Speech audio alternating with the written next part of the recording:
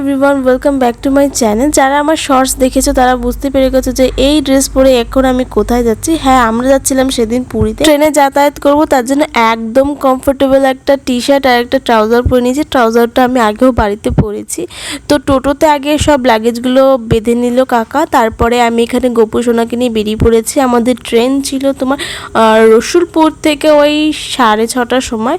তো আমরা 5:30টার দিকে বাড়ি থেকে বেরিয়ে গেছিলাম। আসলে আমাদের ওখান থেকে আমার দুই দিদিরা আসবে, জেঠুরা আসবে, সবাই এক জায়গায় হব। আমরাই আগে স্টেশনে পৌঁছে গেছিলাম। এখানে দিদিও চলে এসেছে তাতানকে নিয়ে আমরা একটু চিন্তায় ছিলাম যে ও ট্রেনে উঠে না কান্না করে। আসলে ও না ভিড়ভাট্টা জিনিসটা একদমই পছন্দ করে না। সবাই আসার পর একদম ট্রেন আমাদের ঠিক টাইম মতনই ঢুকে গেছিলো। তো তারপরে জানলার পাশে বসে হাওয়া খেতে খেতে চলে গেলাম আমরা সবাই মিলে হাওড়া স্টেশনে।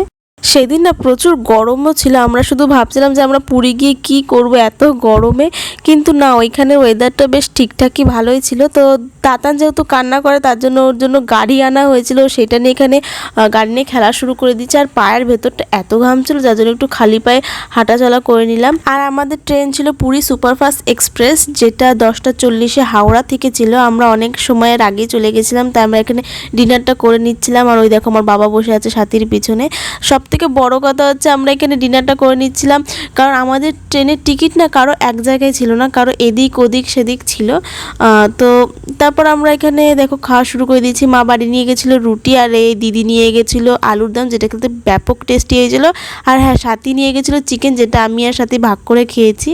তো আমাদের ট্রেন একটু লেট ছিল বলে আমরা হাওড়া স্টেশনটা পুরো ঘুরছিলাম, হেঁটে হেঁটে বেড়াচ্ছিলাম, কারণ এতটা গরম ছিল যে এইদিকে এসেছিলাম ফাঁকা জায়গায়, এত ঠান্ডা লাগছিল, এখান থেকে আবার যেতেই ইচ্ছে করছিল। আমাদের ট্রেনের টাইম ছিল 10:40, যেটা তোমাদের বললাম, কিন্তু সেটা পরে বলেছিল যে না 12টার সময় আসবে। তারপরে সেটা 12টাতেও আসেনি, শেষ মেশ সেটা এসেছিল 2টোর সময়। প্রথমে 3 নম্বর স্টেশন, তারপর 3 থেকে 23, আবার 23 থেকে 9 নম্বর স্টেশন। মানে এদিক ওদিক করতে করতে চোখ মুখের অবস্থা দেখি বুঝতে পারছো আমি কতটা টায়ার্ড হয়ে গেছি।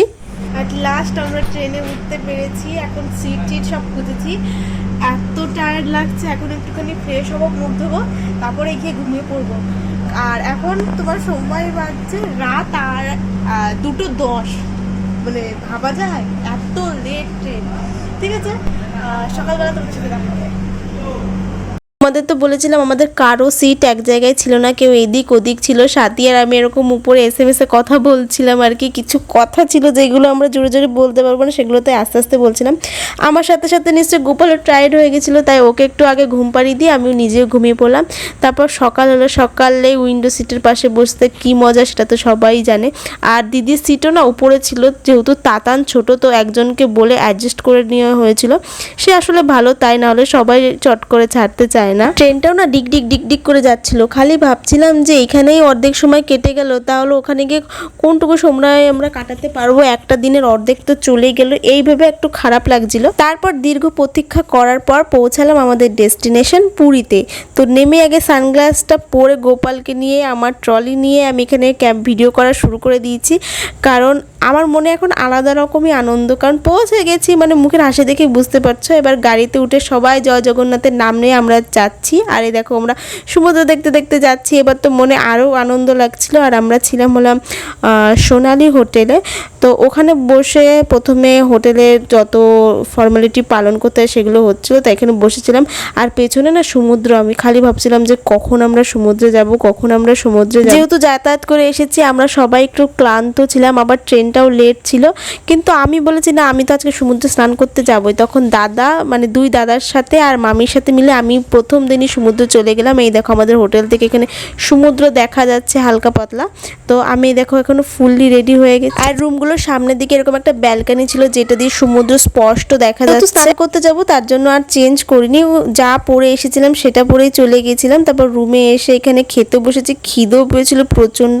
তো এখানে প্রথম দিন তার জন্য অর্ডার করা হয়েছিল। এখানে ছিল বাসমতি চালের ভাত, আর ছিল ঝুরঝুরি আলু ভাজা, অনেকটা স্যালাড ছিল, ডাল ছিল, পোস্ত ছিল আর ছিল শুক্তো, আর হ্যাঁ চাটনিও ছিল, আর একটা টক দই না মিষ্টি দই ছিল। খিদে পেটে খেতে যে কি অমৃত লাগছিল এখনো মনে আছে। একটু তো ক্লান্ত আমিও ছিলাম, তার জন্য খেয়ে দিয়ে একটা বড়সড় ঘুম দিয়ে নিয়েছি। দেখো এবার সবাই যাবে সমুদ্রের ধারে, তার জন্য চলো আমিও রেডি হয়ে যাই এক ঝটকায়।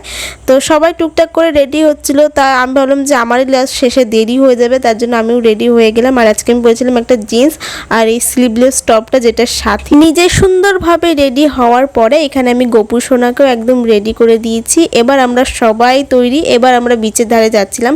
প্রথমে ঢুকতেই ছিল এখানে অনেক মানে মাছ ভাজার যে স্টলগুলো হয় সেগুলো ছিল দুটো, অনেক রকমের মাছ ফাছ ভাজা হচ্ছিল।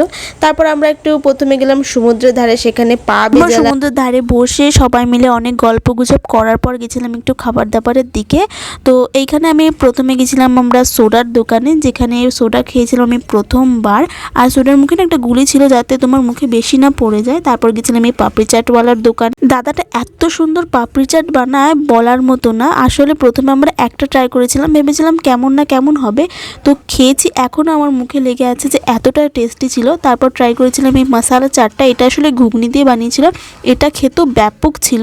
এই মশালা চাটটাও কিন্তু আমরা একটাই নিয়েছিলাম। আসলে সবাই প্রথমে আমরা ট্রাই করে দেখছিলাম যে কেমন না কেমন হবে, তার জন্য খেতে খুবই ভালো ছিল। তারপর গেছিলাম এই তুর্কিশ আইসক্রিমের কাছে, যেখানে গিয়ে অনেক ঘটনা ঘটেছে, দেখো তোমরা ফুল ভিডিওটা।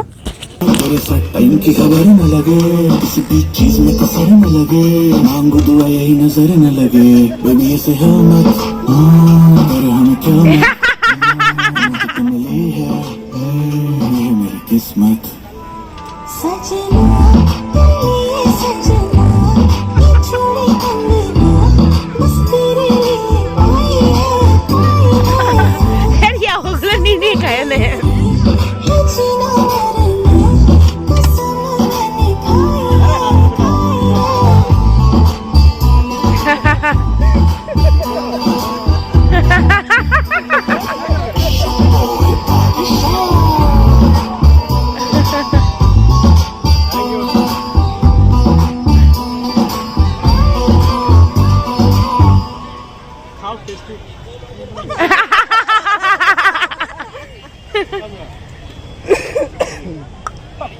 Hi, bye. Excuse me.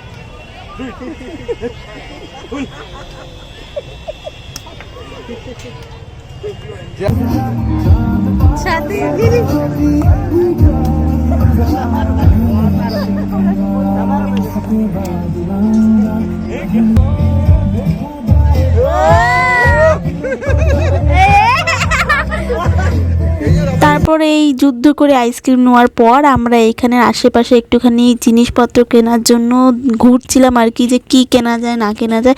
আসলে আজকে কিছু কিনবো না, আজকে প্রথম এসেছে তো তাই ঘুরে ঘুরে দেখছিলাম যে কোথায় কি আছে। এখানে দেখো আমার চোখ পড়েছে ওই হামল দিস্তার উপরে।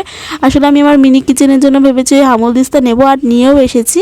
তারপর এখানে অনেক সুন্দর সুন্দর মুক্তোর কানের পাথর মালা অনেক সুন্দর সুন্দর ছিল। আমি একটা মালাও কিনে দিয়েছি আমাকে বর্মাপুরি থেকে, সেটাও তোমাদের সাথে পরে আমি শেয়ার করব।